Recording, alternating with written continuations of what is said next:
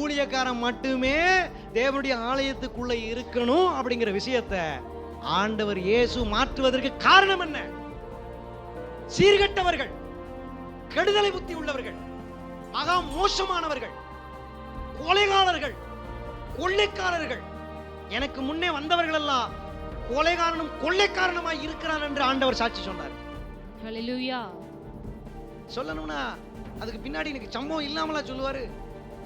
விதவைகள் பாவம், கணவனை இழந்திருக்கிறாங்க, எல்லாம் விதவைகளா இருப்பாங்க, இவங்களே போய் பாவம் செய்வாங்க. உன் பாவத்துக்கு பரிகாரத்தை நீ வந்து செய்ய செலுத்துன்னு பலிய வேற கேட்பாங்க.